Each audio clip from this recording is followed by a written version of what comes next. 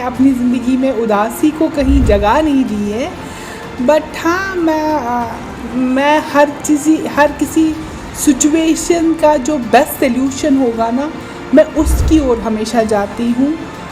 जो बेस्ट तरीका हो जीने का मैं वो अपनाती हूँ, क्योंकि ज़िंदगी छोटी है। हम मायूस होकर अपनी ज़िंदगी ख़राब नहीं कर सकते हैं। जितना मिला है, जो मिला है, उसको हंस के जी। संध्याधर आज एक ऐसी स्टोरी लेके CEN न्यूज़ की पूरी टीम संध्याधर के पास पहुंची है। कुछ ऐसी महिलाएं जो ऐसा मुकाम हासिल कर चुकी थी, अपने बलबूते पर डिसेबल होने के बाद भी उन्होंने प्रूव कर दिखाया कि वो क्या नहीं कर सकती हैं। ऐसी संध्याधर को CEN न्यूज़ की तरफ से एक सैल्यूट तो बनता ही है। आइए जानते हैं संध्याधर की कहानी उन्हीं की ज़ुबान से। संध्या जी, हमेशा आपके चेहरे पे स्माइल रहती है, क्या कारण है उसका? पहले मैं CEN न्यूज़ और आपका संध्या गुप्ता जी, आप यहाँ पधारे, मैं आप सबका और आपकी टीम का वेलकम करती हूँ। ये एक स्माइल का तो एक ऐसा है कि मुझ में एक हमेशा से ये रही है। मुझे हर कोई बोलता है इस रिगार्डिंग कि आप कितने भी टेंस और कितने भी डिमोरलाइज हो, पर आपकी फेस से स्माइल नहीं जाती। एक दिन एंड भी अगर होगा ना, तो लोग देखेंगे तो ये हंसते हंसते मर गई, ऐसे ही विदा होना है ज़िंदगी से। क्योंकि जितना हम खुश रहे, पॉजिटिव एटीट्यूड में रहे, अपनी सोच को केंद्रित होके चलाए, दुखी होने से जीवन बीतता नहीं है, दुखों को जीत के जीवन बीतता है। तो इसीलिए हमेशा मैं सब कुछ होते हुए भी इतने ढेर सारे अवार्ड्स मिल चुके हैं आपको, माँ बाप का प्यार है, घर है, परिवार है, फिर संध्याधर उदास क्यों दिखती है? उदास तो नहीं हूँ मैं, वैसे मैंने अपनी ज़िंदगी में उदासी को कहीं जगह नहीं दी है, बट हाँ मैं हर किसी सिचुएशन का जो बेस्ट सल्यूशन होगा ना, मैं उसकी ओर हमेशा जाती हूँ। जो बेस्ट तरीका हो जीने का मैं वो अपनाती हूँ, क्योंकि ज़िंदगी छोटी है। हम मायूस होकर अपनी ज़िंदगी ख़राब नहीं कर सकते हैं। जितना मिला है, जो मिला है, उसको हंस के जियो। कोई ऐसा इंसिडेंट जो आपकी ज़िंदगी में आज तक आपके दिलो दिमाग में छाया रहा हो? इंसिडेंट बहुत सारे हैं जो कि दिल में रहे हैं, जो कि कर सकते थे, नहीं कर सके। मैं एक दो ऐसे वाक़े बताऊंगी जहाँ पे डिसेबिलिटी के कारण मैं नहीं पहुँच पाई थी, या कुछ ऐसे वाक़े थे ज़िंदगी में जहाँ पे मेरी पोजीशन काफ़ी आगे बढ़ सकती थी, बट मेरे को भगवान ने इतना ही लिमिट्स दिया था और मुझे इसी में खुश रहना था। वो चीज़ें मैंने देखी है लाइफ में काफ़ी टाइम पे, पर हर किसी इंसिडेंट से एक सीख मिलती है, और उस सीख का जो निचोड़ होता है कि हमें आगे की ज़िंदगी कैसे जीनी है। स्टीरियोटाइप सोसाइटी थी, मेरे मदर को काफ़ी कुछ सुनना पड़ा था अपने टाइम पे कि इसको पढ़ा के क्या करेगी। सारे लोगों ने ऐसा बोला, अब तुझे ये इंस्टीट्यूट खोल के क्या मिलेगा। अभी भी लोग बोल रहे ये पब्लिसिटी स्टंट के लिए करती है, बट जो अपने इनर फीलिंग को, अपनी इनर कॉन्शियस को क्लियर करे, अपनी लाइफ को बिल्ड करे, तो उन चीज़ों पे हमें ध्यान देना चाहिए, इन बातों पे नहीं। संध्याधर एक ऐसी पर्सनैलिटी, शादी ना होने के बाद भी, या आपने जब शादी नहीं करने का फ़ैसला किया उसके बाद भी कितने ढेर बच्चे हैं आपके, और वो अंदर से क्या फीलिंग है आपके अंदर? जब मैंने घर में ये डिक्लेयर किया कि मैं शादी नहीं की, बथेरे रिश्ते आ रहे थे। वो जब मेरी जॉब लगी तो बहुत सारे रिश्ते आने स्टार्ट हुए, तो बहुत सारे कंप्रोमाइज़ बेस्ड रिश्ते थे कि इसमें ये कंप्रोमाइज़ कर तो शादी कर। उसमें मुझे लगा कि मुझे शादी ही नहीं करनी चाहिए, क्योंकि एक इंसान को एक कंप्रोमाइजिंग लाइफ में जाना, उससे अच्छा है कि फ्री रहो, आज़ाद रहो। फिर मेरे पेरेंट्स बोलने लगे कल को कोई बच्चा होगा जो आपका सपोर्ट बनेगा, तो ये सब मेरे बच्चे ही बन गए और ये मेरा सपोर्ट भी बन गए। कभी मैं तंग पड़ जाऊँ या मैं ना आऊँ, ये मेरे को उठा के यहाँ ले आ जाते हैं। चलो दीदी आज 3 दिन हो गए आप आए नहीं हमारे पास, आओ हमारे साथ टाइम स्पेंड करो।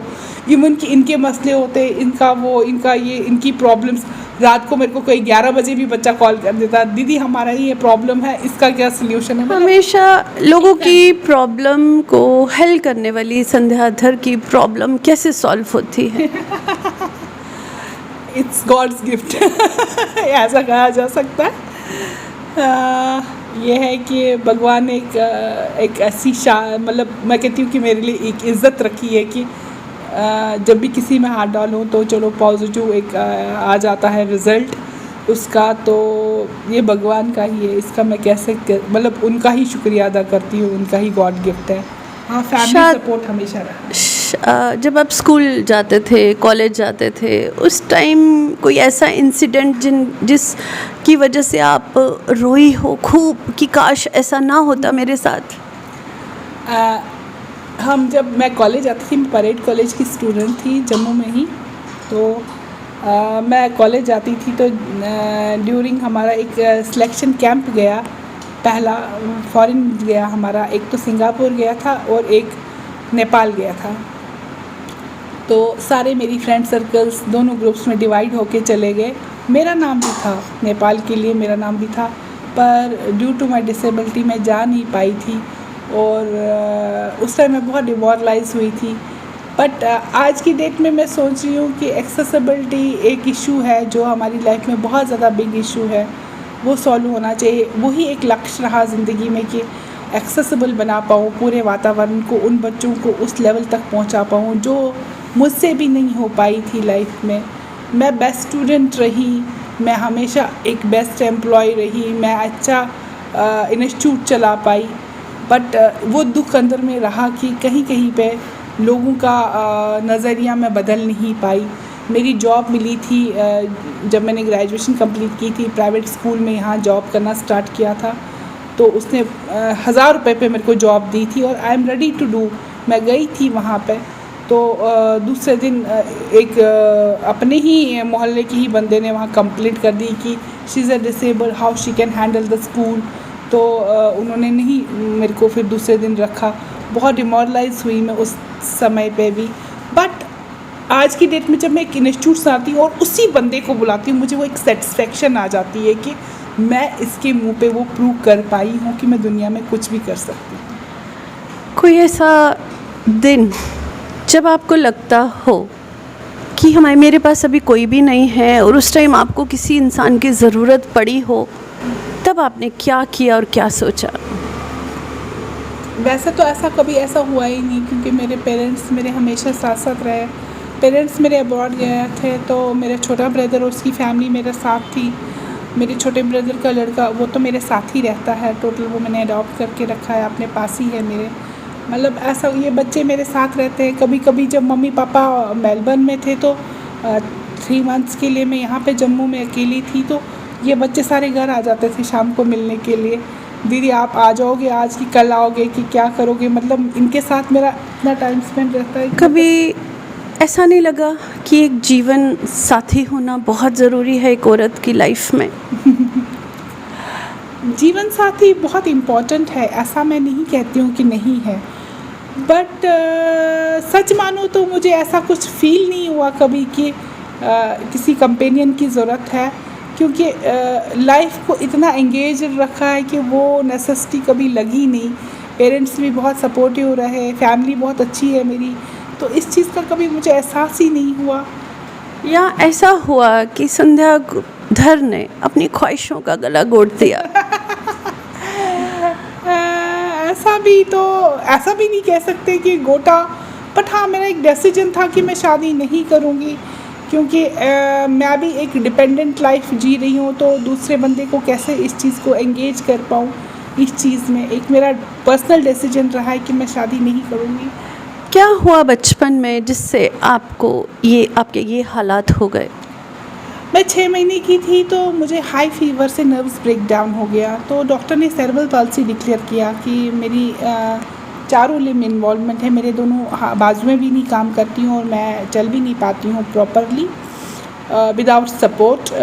तो बहुत मेरी मदर की बहुत मेहनत रही है इसमें, मेरे पेरेंट्स की, मेरे फादर मदर की बहुत।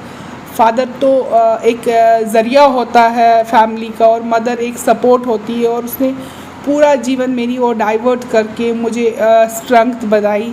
मैं तो बोलती हूँ ये नारी शक्ति सम्मान जो मुझे मिला है, इसकी सारी शक्ति मेरी मदर की है जो मुझे उसने दी है। तो उन्होंने रिहैबिलिटेशन तब नहीं होती थी, रिहैबिलिटेशन सेंटर्स नहीं होते थे। मेरी मदर कलावती हॉस्पिटल में खुद ट्रेंड होके आई फिज़ियोथेरेपी, और उसने मेरे पे ट्राई की। यहाँ पे तपती रेत में जम्मू में मेरे को 45 डिग्री में बाहर लेके लिटाया जाता था कि मेरा विटामिन डी कंप्लीट हो जाए बॉडी में और मेरा नर्व सिस्टम एक्टिवेट हो जाए। और बहुत मेहनत के बाद उन्होंने मुझे इस काबिल बनाया कि मैं थोड़ी मूवमेंट्स में आ जाऊँ। बहुत ही मुझे अभी तक याद है, सुनने में आया था एक ऐसा इंसिडेंट जब वो बहुत बड़ा अवार्ड संध्याधर के नाम था, और एंड में संध्याधर को पता चलता है कि वो अवार्ड किसी और को दे दिया जाता है, तो वो जो फीलिंग थी वो आज आप शेयर कीजिए हमारे साथ। ये एक इंसिडेंट नहीं कहा जाएगा, मतलब हाँ नहीं प्लान, मतलब भगवान ने क्या चाहा होता है वही होता है। प्रेजेंटली मैं अगर वो 4th हाईएस्ट सिविलियन अवार्ड था तो मुझे हाईएस्ट सिविलियन अवार्ड मिला, highest in women's civilian award मिला। तो मुझे तो ऐसा कुछ अब फील ही नहीं आ रहा। बट हाँ, एक उस टाइम थोड़ा सा हुआ था कि मैं रिकॉग्नाइज क्यों नहीं हुई उस टाइम, बट टाइम बिंगली भगवान सब कुछ खुद कर लेता है, हमें अपनी पेशेंस को डेवलप करके रखना चाहिए। कुछ ऐसी बात मैंने सुनी है कि जब आप कॉलेज में जाया करते थे, बच्चे आपको देख के हंस रहे थे एक तरफ, और एक तरफ संध्याधर के चेहरे पे फिर से वही मुस्कुराहट देख के, तब आपके मन में क्या फील होता है? एक्चुअली यही चीज़ मैं डेवलप अभी भी करना चाहती हूँ, जिसके लिए मैंने कॉलेजेस और स्कूल्स में अवेयरनेस, बच्चों में अवेयरनेस होनी चाहिए डिसेबिलिटी को लेके। जब बच्चा डिसेबिलिटी लेके अवेयर होगा कि उसको कैसे बिहेव करना चाहिए डिसेबल को। आज तो कोई नहीं बोल सकता है लूला लंगड़ा काना, क्योंकि ये एक ऑफेंस है और उसको उसका खामियाजा देना पड़ेगा। 10,000 से लेके 5 लाख रुपए तक जुर्माना देना पड़ेगा। बट ये स्ट्रिक्टनेस बहुत पहले से होनी चाहिए थी, ये चीज़ें होनी चाहिए थी, क्योंकि हम अगर लॉ में डेवलप्ड ये चीज़ें लाए और उनको इंप्लीमेंट करें, लोगों का बिहेवियर और नज़रिया खुद ही चेंज हो जाए। संध्याधर सोसाइटी के लिए क्या और करना चाहती है? बहुत कुछ। मैं जिगर को एक बहुत बड़ा मकाम देना चाहती हूँ। इसमें हमने अंडर प्रिविलेज जो गरीब झुग्गी झोंपड़ी के बच्चे हैं उनकी एजुकेशन का हम देखते हैं, और अंडर प्रिविलेजेड बच्चों के सारा यूनिफॉर्म, स्कूल्स, स्टेशनरी सारा यहाँ से हम प्रोवाइड करते हैं। ये इसलिए मैंने कंसेप्ट खोला है। मैंने गरीब झुग्गी झोंपड़ियों में महिलाएं काम करने को जाती है, वर्किंग होती है, और उनका इतना सोर्सेज नहीं होता है कि वो पीछे अपने बच्चों को कहीं सिक्योर जगह पे रखे। तो उनके लिए एक बहुत बड़ा सेल खोला जाए जहाँ पे वो सवेरे अपने बच्चे को रख पाए और अपनी रोज़ी रोटी के लिए जाए। वो एक सेल मैं बहुत बड़ा खोलना चाहती हूँ, ये मेरा मन का एक अरमान है। उसमें एक बुज़ुर्गों के लिए भी यूनिट रखा, नॉट कि ओल्ड एज हों, बट एक बुज़ुर्गों के लिए जो कि बच्चों के साथ इंट्रैक्शन रखे, एक अपनी एक्सपीरियंस ऑफ लाइफ शेयर कर पाए। मैं उस चीज़ को बनाना चाहती हूँ। ये मेरे मन का एक बहुत मतलब मेरा ड्रीम प्रोजेक्ट है और इस पे मैं काम कर रही हूँ। ये अदर देन डिसेबिलिटी में करना चाहती हूँ। संध्याधर के क्या सपने हैं?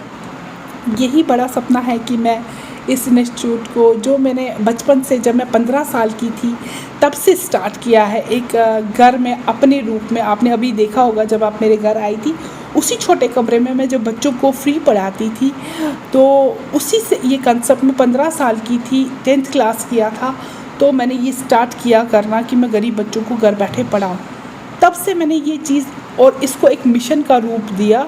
इस मिशन को मैं आगे बहुत चलाना चाहती हूँ। संध्याधर सोसाइटी को क्या मैसेज देना चाहती है?